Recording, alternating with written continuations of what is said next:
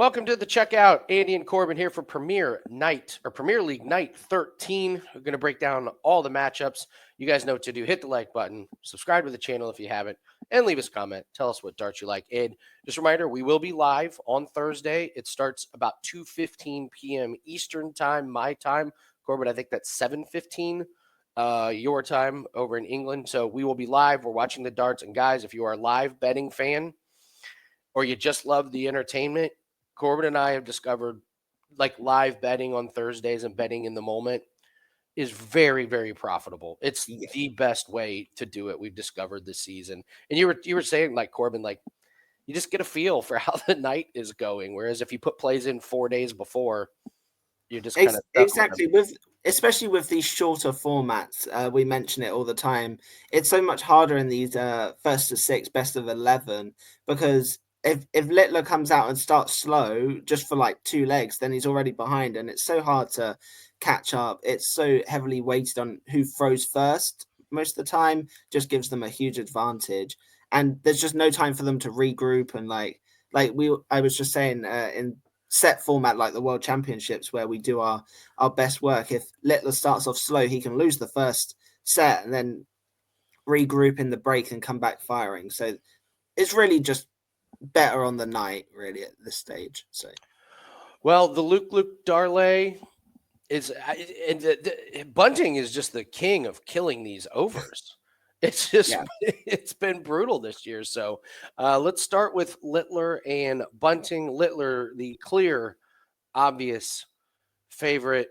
I got to be honest. If I'm watching and Littler throws first, I'm firing away on the -1.5. I know it's juiced. It's got to be a parlay piece. Bunting won that random night. He's been awful just since then. I think this is Littler in a stomping. What do you think? I'm shocked that Littler isn't like -500 or more. Like, again, he hasn't been at his best the last 2 weeks, but even not at his best, I think he closes this out versus Bunting. There's other plays that I'm looking at. I mentioned how bad he is, but I am going to go to his average at 96.5 for Bunting. If I read you his averages that he's had versus Littler, he's had 106, 102, 104, 99 and 100 all this year when he's been diabolically bad. Like, even at the weekend, he had 104 average against Campbell, who's like unranked. He's like so far down, and he lost that game, and he still did it. It's the perfect recipe playing Littler for over on averages, because if he's playing bad, he's not going to get any checkouts. So all his normal scores are just going to count. He's not going to spend 6 years trying to check out at 20. That's bringing his average down, because Littler won't let him hang around that long. He has to score that high, because otherwise this game will be 6-0 or 6-1. Littler's still going to average 100 plus. So I really like playing the averages against Littler, especially on Bunting. I know it didn't cash last week. He went under, but if it's at 96.5, I'm just going to continue to just auto play it. So, I mean, plus 175 at the match treble seems grossly generous. Yeah. Generous was the right word. I was like, joke. He's probably going to win. He's going to have the most 180s, and now you're just really looking at the highest checkout. So that's the one I would be looking at. I wouldn't. This is 1 week I wouldn't play Littler over his 180s. He started slow the last couple of weeks, but also the obvious problem is if there's only 7 legs, if he wins it 6-1, there's not very long for him to get 5 180s or whatever. So yeah, I won't be playing anything on the 180s on that one. So we'll move on to Aspinall and Hollywood. Chris Dobie, one of the funniest nicknames in all of sports. If you ever tune into our live show and you watch Chris Dobie, just know his nickname is Hollywood, and he looks nothing. He's the least Hollywood person out there. Literally, even Bunting is slightly more Hollywood than him. Yeah, because it's kind of goofy and different, and kind of quirky and everything. Like literally everybody. Gerwin Price is more Hollywood. Van Gerwen's definitely more Hollywood. Littler's the most obvious. Yeah, he's Hollywood. the Hollywood star. Rob Cross, not. He's an electrician, Andy. Let him off. Not very Hollywood, but Aspinall with Dobie, pretty close to a pick him here. Dobie at minus 125. I think you're going to go on your weekly Nathan Aspinall's continuously underrated rant, aren't you? He is like I again. I'm going to preface this one. I'm not playing either of them this week, but for Aspinall to be the underdog every single week against whoever he plays is just ridiculous. It's ridiculous. I can't. I don't trust either of them in this spot. I don't know what I'm going to get from either of them. 5 of Dobie's last 6 have gone under 8.5. Some of him getting smoked, some of him doing the smoking. It's like, I don't know if the Dobie that comes out and hits 6 180s is going to show up, or the one that's going to come out and average 85 and be a snooze fest. I have a sense that they're both going to come out very slowly, and it's going to be one of those slow, sluggy games that goes over in the end, and they're both in the like 90 averages. I don't think this is going to be a pretty game. So, Well, I mean, look at this. So Aspinall's plus 100, but he gets the minus 105. yeah, that makes no sense at all. So I don't get it. I'm with you. I don't even want to look at the props for this. I don't know what's going to happen. Dobie could go flying over his 180s or have one. Exactly. There's really nothing. Like Aspinall's consistent, but he's not great on the props kind of side of it. So we move on to Luke Humphreys and Gerwin Price. Is Price back?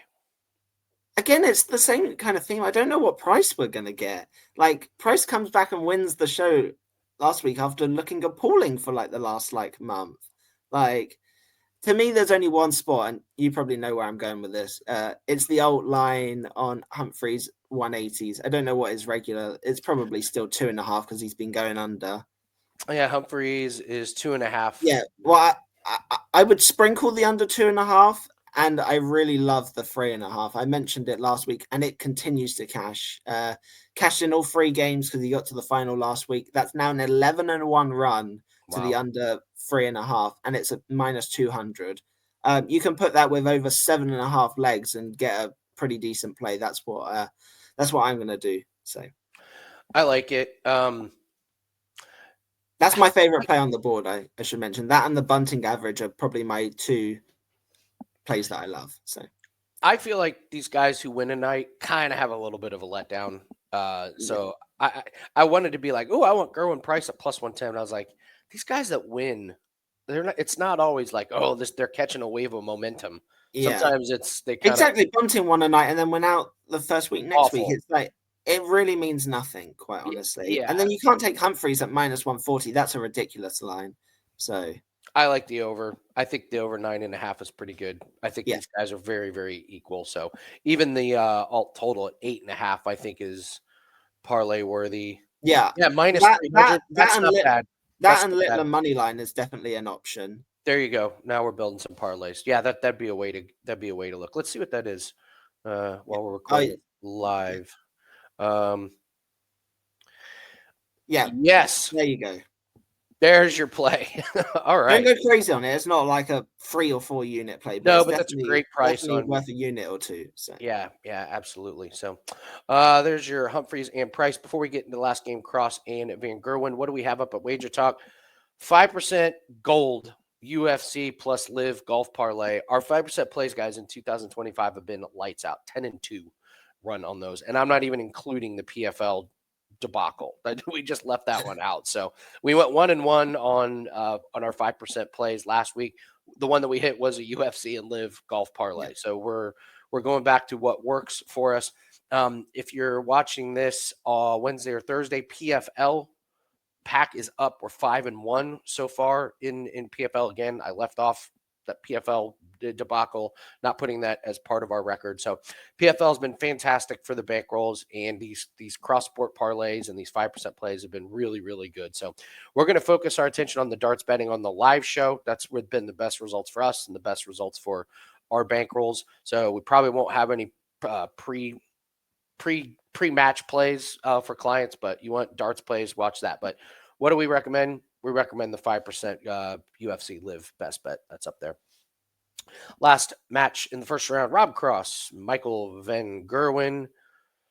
I guess I would take Van Gerwen, but I just can't be that.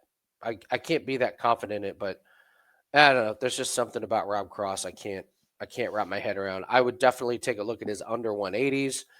We watched him multiple times get those first two and then go after the treble 19 if he didn't like the dart setup. The books are all over it though, so it's minus 200. Not sure I can put that in a parlay because I think it's a little risky. So I don't know. I'm on the fence on this one. What do you think?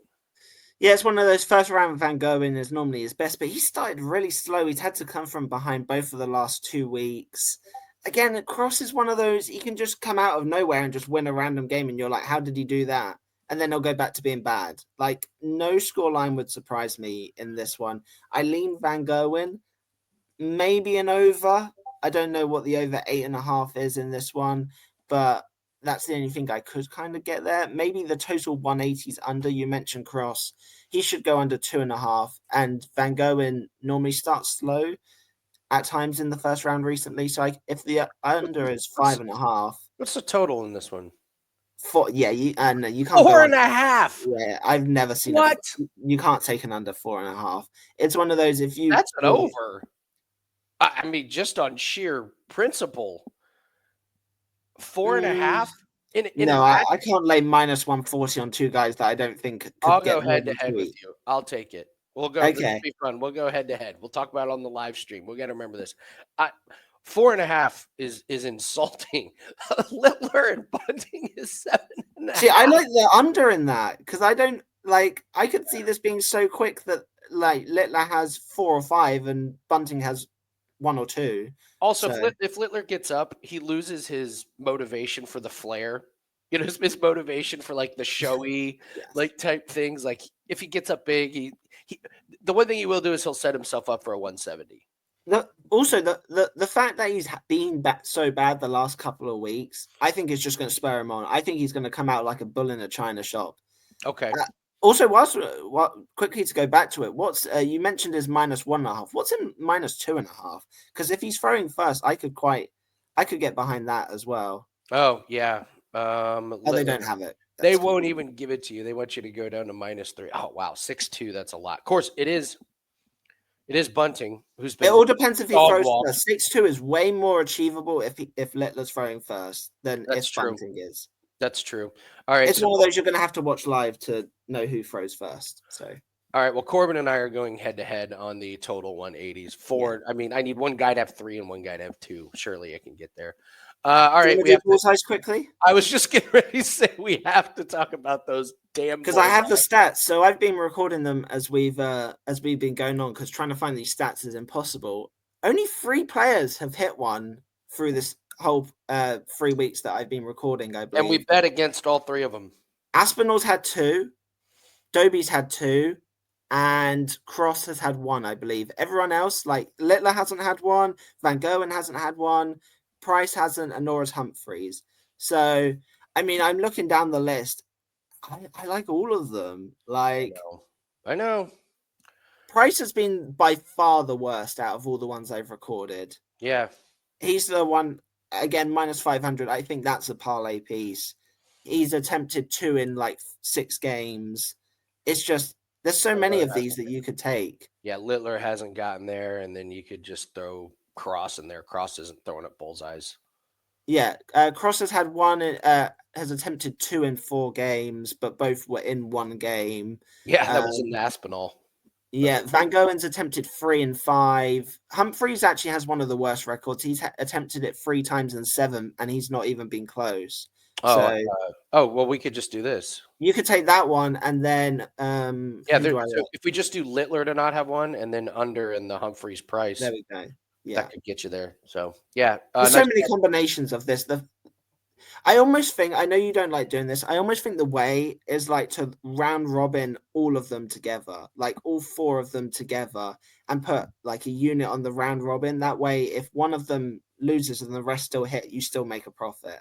It's a great way to look at it, because if we would have done that the weeks we tried to individually pick, yeah, we would have profited. Like they're not all going to get all of them. But you will probably go 3 and 1. It's just making sure that you can still profit and you don't just lose or break even going. So what's the strategy? So you say you go. So I don't know if you can do this on DraftKings. So what I do is I put all of them in a bet slip together, and then I I forgot what it's called.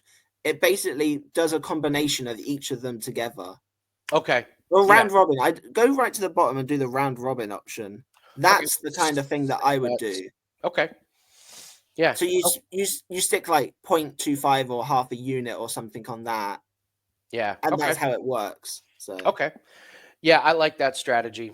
I actually think we should implement it small and just roll with it for the next yeah, few weeks because you've done the math and yeah, if one guy gets it, you're not smoked, you're not steamrolled. So I yeah. think that's a great way to look at it. So all right, guys, that's going to do it for us. Again, don't forget to check us out on the Winning in the Shadows YouTube channel. That's where we're going to be live tomorrow.